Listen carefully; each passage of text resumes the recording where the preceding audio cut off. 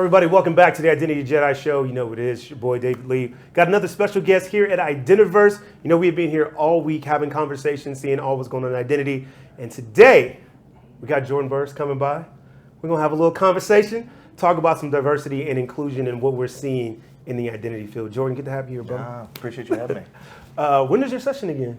Yeah, so Thursday around 11:15. Okay. I'll make sure to be there. I'll be nice and recovered. It's gonna be a good talk. We're gonna be talking through.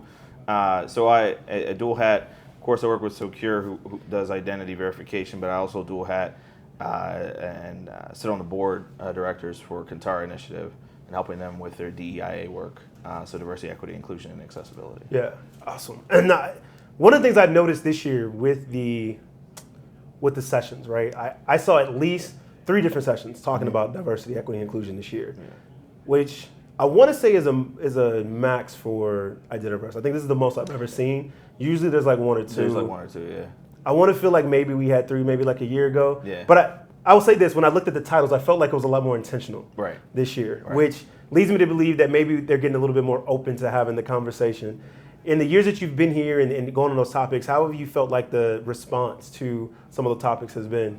I think generally, like across the community, everyone realizes that something needs to be done here, and it's like there's always been the beating of the drum, and each year there's trying to find what the fresh take is, and like how do you further advance or have the conversation around the subject. And given all of the, especially for those who are attending from the government space, there's been a lot of talk about equity and inclusion from the federal standpoint. And so from there, they're trying to take their cues and understand from the identity community, how do you actually translate that into meaningful outcomes going forward. What do you, if you had a magic wand right now, right, what's the biggest thing that you would fix? That you're saying is the biggest blocker to making sure that this becomes more of a thing? So there's this gap, and it's one of the things that I'm trying to do through the 𝗠𝗏𝗏 initiative, but we actually have a terrible time measuring impact to different communities for identity solutions overall.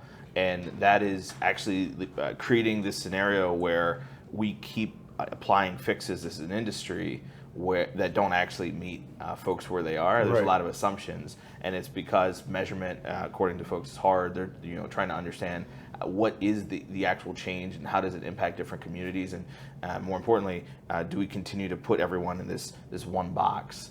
Especially when you're talking about underserved communities, there's different considerations as to why they're able to access digital identity systems or why they're not. And so for me, I would immediately put in the foundation in order to help with this measurement, so we were able to actually take proactive measures to improve for the long run. Right. What do you think we can do like at a conference like this to help move the conversation? Right. I feel like we have the conversations that I have about it always at the technical level, right? And I think we're finally, the technology is moving us to a position where the use cases, it's now a lot more kind of social level, like less technical, more, as we always say in this field, more of the soft skills. Like we need to understand more about what the community is and how they use it. What are some of the things that we can do here, whether it be sessions or maybe groups, that we can think help kind of raise that level of conversation? Right. So, I try to actually think a lot about this in terms of how are we getting the maximum impact, how are we trying to get more folks to the conversation. In reality, we need to elevate the dialogue, right? There's a couple sessions here and there. It would be fascinating for me to, as part of some of the main keynotes, to actually further emphasize where we're seeing the breakdowns. One of the keynotes yesterday highlighted how AI, there's the ability to apply it for good, and then there's bad, right? And when you have the bad application of AI with digital identity, it leads to a lack of trust. To take it a step further, I would have loved to have seen someone talk about the impact to people when there is that breakdown in trust. And more importantly, when you look at the different demographics, groups that are impacted, understanding how they're further left out of the process. If you take it that step further, then we're able to have that aha moment collectively as a community in order to try to make real change. Otherwise, we're just talking about the technology itself, right, to your point. And so for me, it is we really need to start to incorporate it natively into a lot of the dialogue that we're having instead of thinking about it as like bespoke or one-off sessions. Yeah, I feel like people think it's that the problem is a myth, that it's like it's not a real problem. Oh yeah.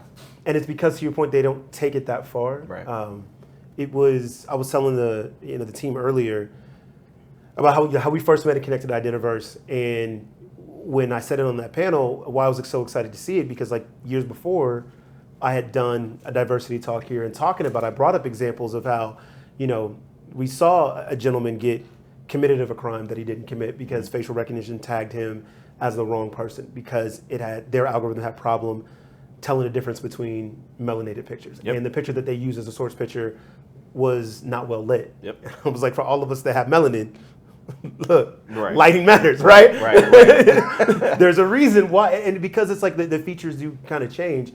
And so, with that, we don't take it to that level enough to say, like, here are the impacts that it can actually have. And so, looking at how Identiverse is changing, I think this is call it like fifth or sixth Identiverse. Mm-hmm.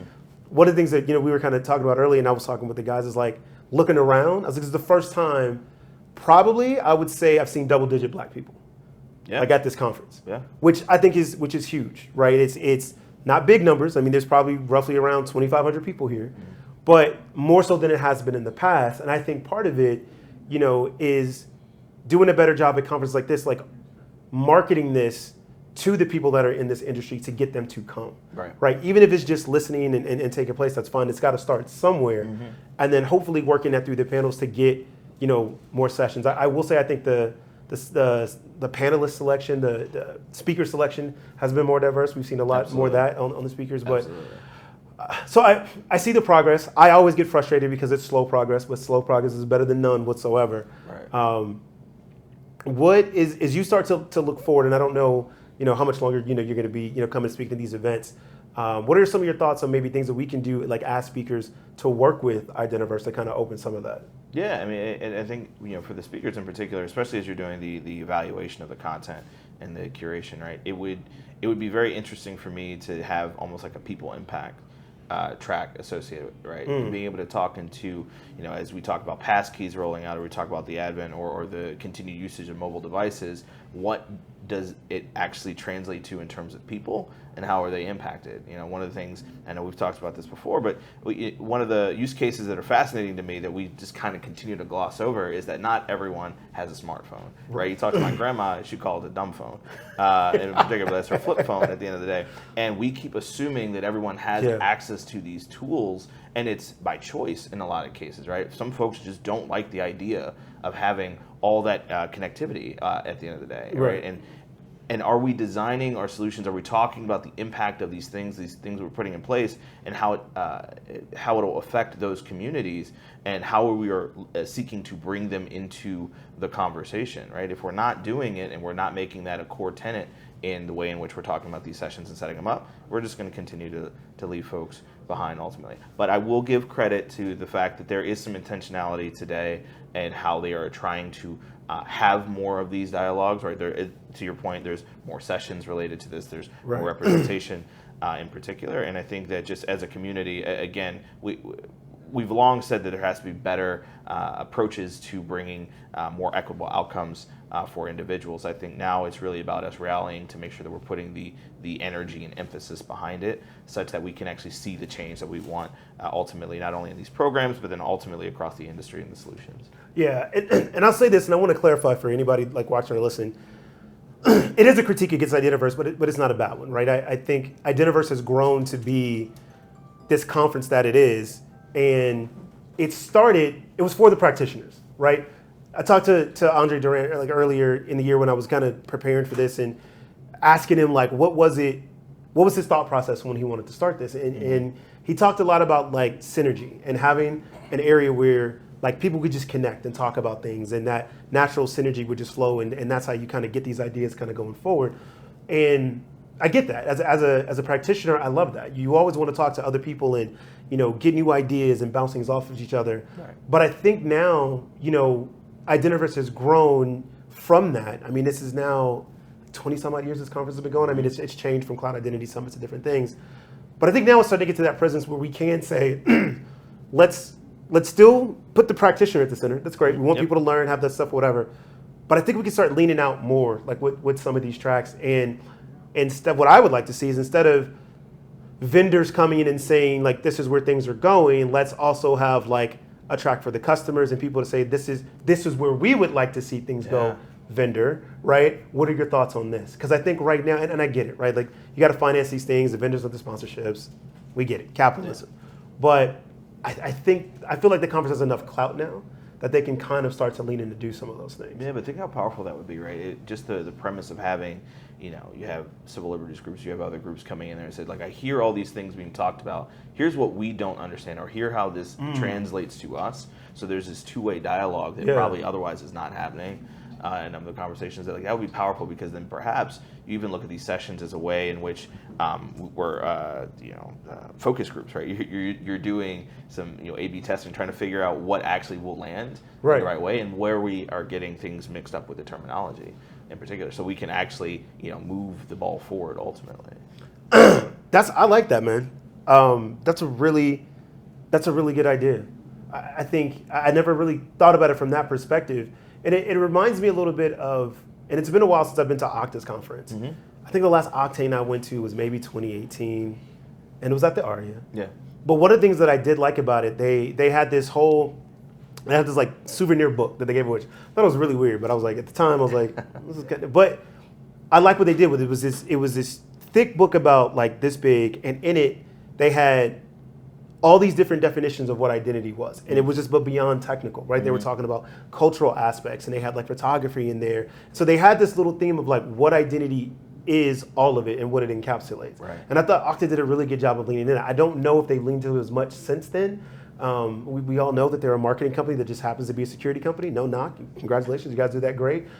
But I think Identiverse, which should be like the conference to kind of do some of those things, right? And to kind of maybe bring more of these ancillary organizations in. One of the things that I wrote about last week was how Apple silently became like the identity company, if you think about it, right? So for the last 10 or 15 years, they've created an ecosystem with their devices, right? That allows you to manage a majority of things that you do in your everyday life through your iPhone, right? And then connectivity into your laptops, your iPads, and they'll work with passkeys or work with like the digital mobile driver's license now. All these things, and what's if I find very interesting to me is like you never see them here. You never see them at an identity conference. You don't see them at tech conferences. You go to their page and look for like identity jobs. They don't exist. So it's like they are leading in a lot of the things that we do around identity, but yet are not in the conversation. Right. I kind of find that both interesting and scary. And like, I mean, I'm always trying to be fair to people. Like I know that they're, in various groups like OpenID Foundation and others, like they have representation there. But like again, to that point though, it would be great to have more of those perspectives as the main tech builders. One of the things I remark on is just the adoption of Face ID or the fact that folks wanted to use their face to unlock their phone, right? When that was originally talked about, it was rebuked heavily, right? And it wasn't until folks saw how the ease of, from a consumer standpoint, how they could, and Apple led the way in doing that, right? And then ultimately now across a bunch of different devices, applications, in particular Microsoft Hello, right? You have Google, like all of them were able to move that forward. They had been working in it in the background as well, but like they were kind of the first one out forward in order to do it, and consumer adoption was really the way in which it moved forward. So I would love to see just more of their voice into like what they are seeing on the horizon, to be able to help drive forward. And that way you can take,